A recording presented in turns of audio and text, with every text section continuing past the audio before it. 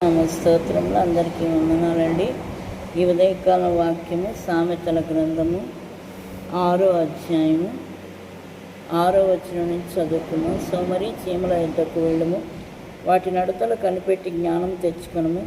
వాటికి న్యాయాధిపతి లేకున్నను, పై విచారణకర్త లేకున్నను, అధిపతి లేకున్నను అవి వేసవ కాలమందు ఆహారం సిద్ధపరచుకొనును, కోతకాలమందు ధాన్యము కూర్చుకొనును.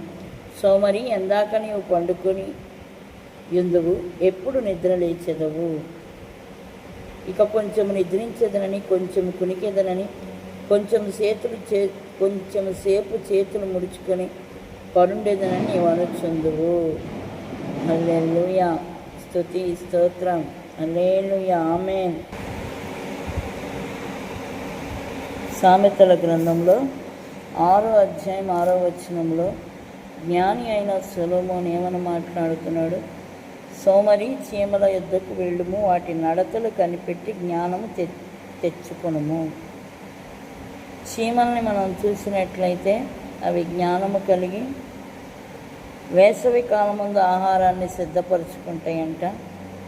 వాటికి న్యాయాధిపతి లేకున్నా, రాజు లేకున్నా అవి చక్కగా ఒక పద్ధతిలో తమ కొరకు ఆహారాన్ని సిద్ధపరచుకుంటాయి. మనం కూడా సోమరితనం లేకుండా, నిద్రమత్తు లేకుండా పరలోక రాజ్యములో వారసులుగా ఉండడానికి సోమరివారం కాకుండా, నిద్రమత్తులం బద్ధకస్తులం కాకుండా ఏం చేయాలి? మనం ప్రార్థించే వారముగా ఉండాలి.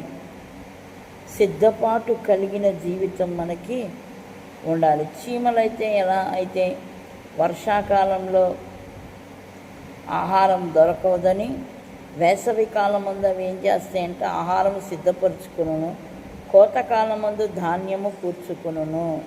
వాక్యము దొరికినప్పుడే మనం వినాలి. వాక్యము పరిశుద్ధ గ్రంథ లేఖనం మన దగ్గర ఉన్నప్పుడు మనము చదవాలి. ఒకరోజు ఈ వాక్యం మనకి వినపడదు, ఒకరోజు ఈ పరిశుద్ధ గ్రంథం మన దగ్గర ఉండదు. కాబట్టి మనం ఏం చేయాలి? నిద్రమత్తులం బద్ధకస్తులం కాకుండా మెలకువ కలిగిన జీవితం మనకు కావాలి. ఎంతవరకు నిద్రపోతూ ఉంటాం? ఎప్పుడు మనం నిద్ర లేస్తున్నాం?